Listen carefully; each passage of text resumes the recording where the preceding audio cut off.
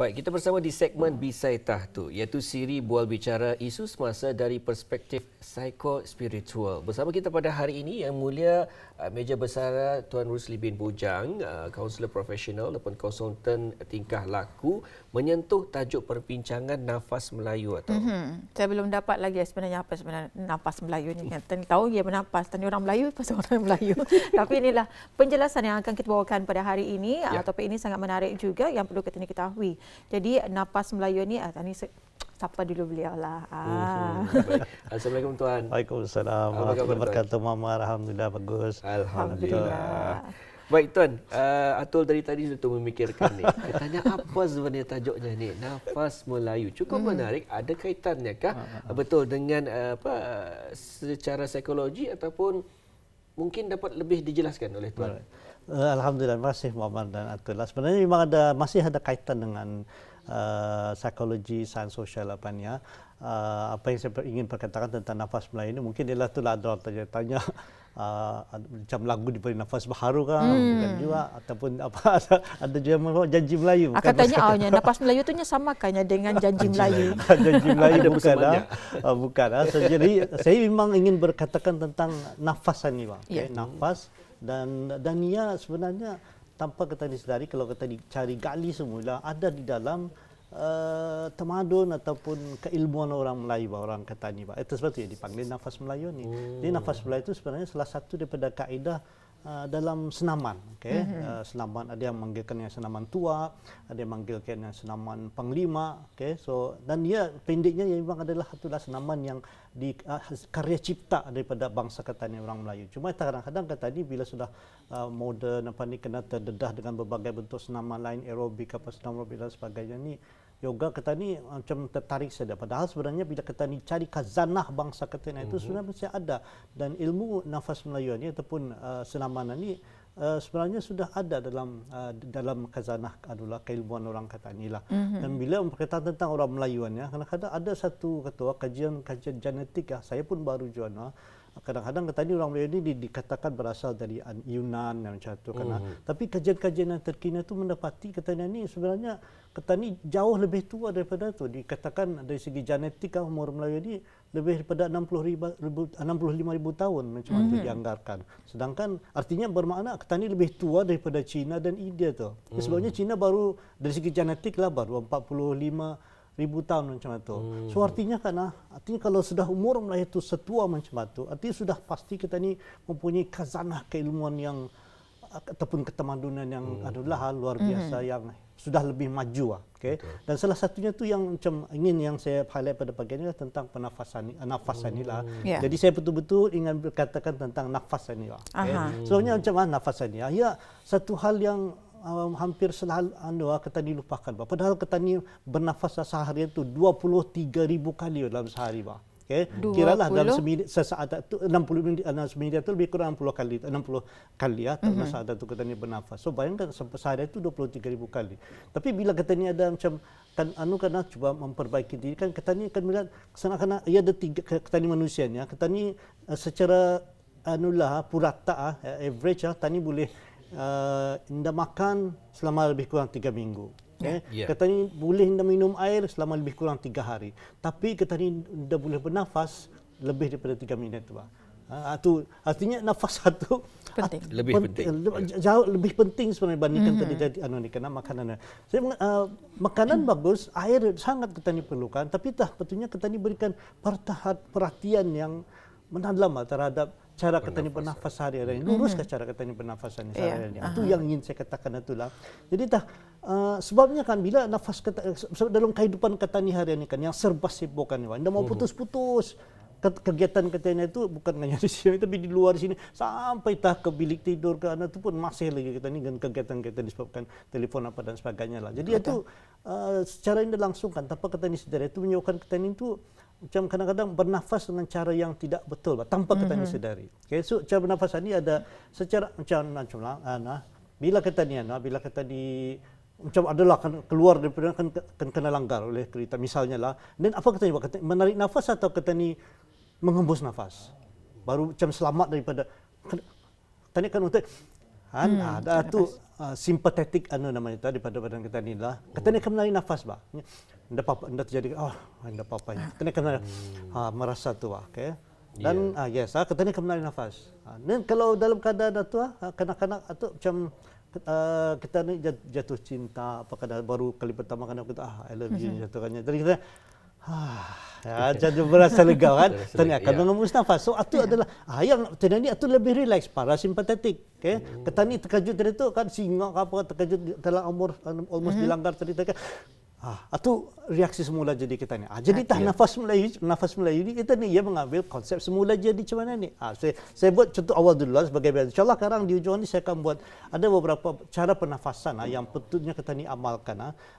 Nafas itu sekarang lah saya cakap. Ini kita nafas yang Melayu yang ingin saya katakan itu macam ni dah. Ini tangan Melayu dipanggilnya. Okay? Tangan Melayu ni sebenarnya ni. Jarak sini ke tangan ini ke bahu sejengkal. Di bawah ketiak ni tahu apa? Ketika kemari pun sejengkal. Jadi dari tangan kemari pun sebenarnya sejengkal. Jadi kedudukannya itu lebih kurang macam itulah. Bila kita ni saya mulakan pernafasan itu. Saya akan menarik daripada hidung, dihembuskan dari mulut. Jadi ia keluar dari mulut itu dari itu langit-langit itu ia keluar macam itu. So, satu yang sebenarnya ini yang kena katakan oleh pengamal-pengamal senaman apa ni sebagai nafas Melayu itu. So ia benar-benar menggambarkan macam ke Melayu. Sebabnya ini adalah tangan yang cukup bersedia untuk pertahanan diri pun boleh. Dalam kekejutan tadi automatik atau. So ini yang ingin saya katakan nafas Melayu itu lah. Dan secara ringkas dulu nafas itu macam sebagai contoh ada orang kata ni mendapatinya nafas kalau kata ni menghirup udara daripada lubang hidung kiri dan lubang kanan itu indah samanya. Lubang kanan ni seolah ini mataharinya, panas. Okay? Jadi lubang kiri ni adalah bulan, dia dingin. Jadi kalau kata ni macam danya ngalih apa? Tutup lubang ada sebelah kiri ni cuaca, tarik nafas. Dalam hitungan 10, udara ada okay? Dan sebaliknya kalau dalam keadaan kata ni itu ini ada kegunaannya, insyaAllah suatu ada kerana. Jadi itu yang saya masukkan sebagai nafasan ni lah sebab sebenarnya kata ni nafas itu selalu sangat penting daripada kata ni. Tapi kata ni saya dah sengaja agak melupakan disebabkan oleh kesibukan kegagawan kata ni dengan kehidupan tani sehari-hari. Dan itu kalau kita dibiarkan ini akan menjejaskan kesehatan kita ni secara umum. Itu dia, itu secara mukadimahnya belum lagi kita anukan terperinci.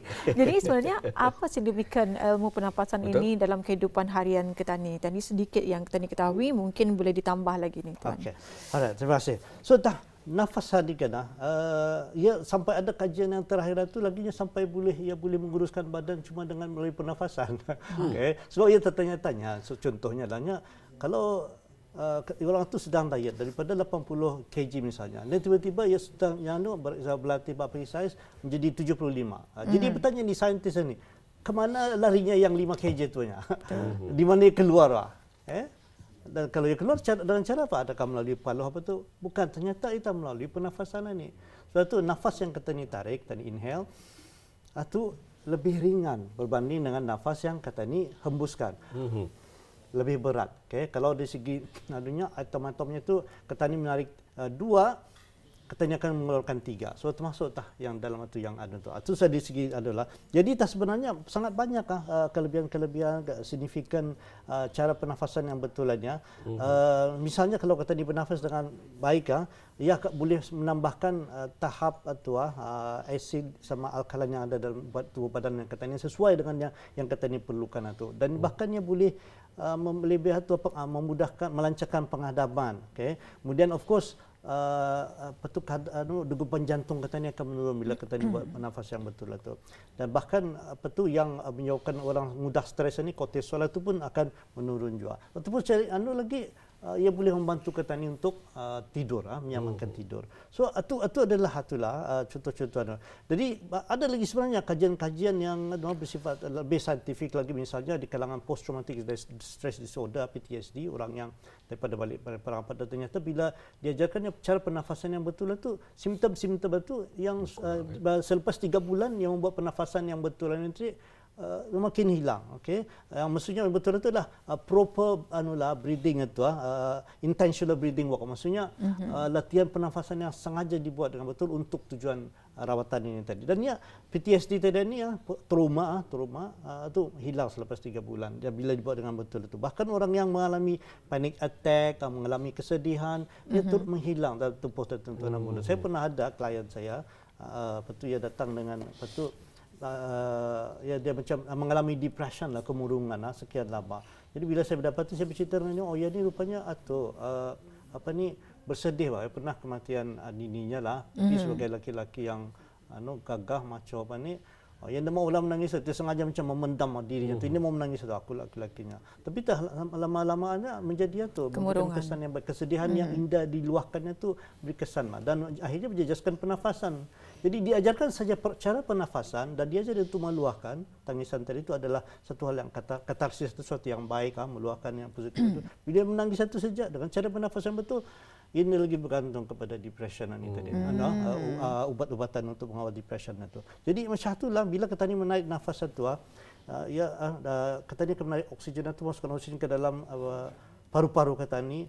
Dan diaphragm kita itu akan mengembang. Bukannya bila saya insyaAllah akan saya tunjukkan bukan ke depan, tapi akan berkembang macam ni sampai 2 ke 3 cm. Dan ini adalah sangat baik bila oksigen itu banyak dalam dada kita ini memberikan kita ni potensi kesihatan yang lebih baik.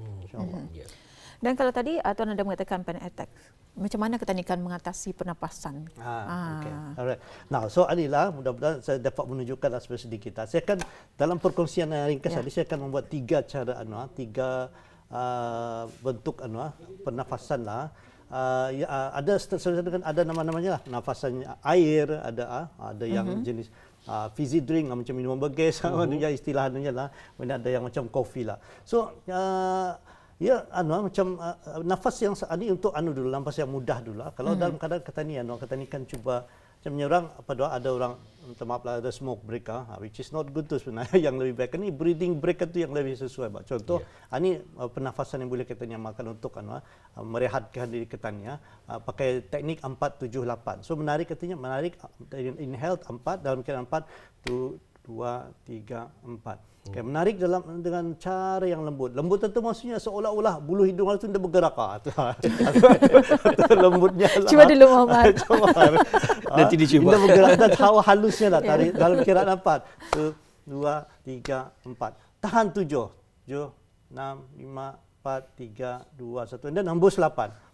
Semua melalui hidung ni. Jadi 4, 7, 8. Ini adalah boleh kita amalkan dalam keadaan kita ni macam we need to berehatnya, rehat sekejapnya. Daripada kan yang menyehatkan tadi, lebih baik melakukan breathing ini. Ini akan sangat membantu. Itu yang pertama. Okey. Dan yang kedua, ini yang ingin saya kongsi benar-benar ini jarang So yang kedua ni dipanggilnya cara pernafasan air lah. Kayak macam air ni maksudnya kita ni boleh minum air tu bila-bila masa sepanjang hari itu. Lagi banyak kita ni minum lagi baik. Okay. Jadi pernafasan air ni lebih pendek. Macam tadi dalam secara semula jadi kita ni akan bernafas dalam kiraan 8 lah lebih kurang. Tapi nafas air ni kita ni akan berkira dalam kiraan 4 saja. 1, 2, 3, 4. Dan hembus 4 juga. Semua melalui hidung tadi. Okay. So itu pertama. Dan ini bila kita ni buat dalam 10 kali itu insyaAllah kita ni yang berikan terus sekali kalau kita ni macam stres akan masuk akan masuk bilik mesyuarat ke apa sih yang agak menegangkan itu mungkin tadi boleh mulakan dengan ini nafas airan tadi lah masuk 4 hembus 4 tarik nafas dalam kiraan 4 1, 2, 3, 4 tahan. Tapi masa kita ni menarik itu seolah dada badan kita ni bergerak lah. Yang berkembang saya ni di diaphragm kita ni akan berkembang ke kanan bukan ke depan tapi ke kanan. Sampai dikatakan tu boleh berkembang menjadi 2 ke 3 cm. Okay. Air itu udara itu masuk ke dalam paru-paru kita ni. Suatu nafas air dalam kiraan 10 kita ni buat 10 kali lah 10 kali. Yang kedua nafas satu ini perlu kita ni gunakan berpada-pada. Tujuannya untuk tidur sebenarnya. Dalam kiraan 4 dan 8. Okay. Tarik nafas itu lah 4 1 2 3 4 dan hembus 8. 7, 6, 5, 4, 3, 2, 1. Suah ni akan memberikan satu bentuk ketenangan dan insyaAllah bahkan boleh memudahkan tanya itu. Sama juga dalam kiraan 10.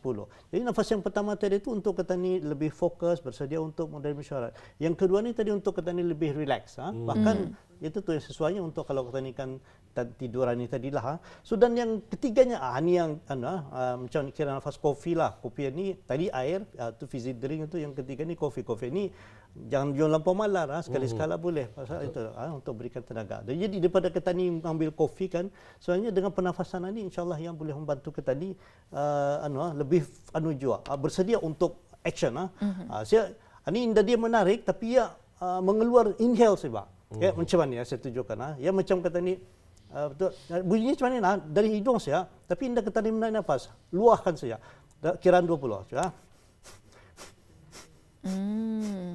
Sampai 20 macam tu. Dan repeat lagi kali kedua. Okay. Dah kata ni menarik, hembus ya. Sampai 20. Jadi bila ni kita ni buat dalam 3 set 20 20 20 macam tu. So insyaallah ya tu kita ni akan menjadi lebih fokus untuk sepanjang hari itu. So di paginya nafas satu boleh kita ni gunakan masa sebelum kita ni exercise, sebelum awal bangun pagi, dan sebelah petang yang kita ni kan start mengambil kopi kan supaya tidak kelap mata. Ini sebenarnya opsional lebih baik. Bahkan lebih baik lagi. Tidak ada side effect dan dia free. So ini 3 yang ingin saya share adalah 3 daripada cara pernafasan yang itulah. Air tadi 4x4 dan apa tu dengan yang fizioterapy itu tadi untuk tidur 4 tarik hembus 8, dan yang ketiganya tadi nafas itu kopi itu tadi menghembus saja untuk persiapan for action. Okay, sebenarnya itu tu kelebihannya tu, kelebihan nafas Melayu itu cuma itulah ada kalau dapat saya berkongsi sini, setiap nafas Melayu pergerakan Melayu ini diisinya Okay.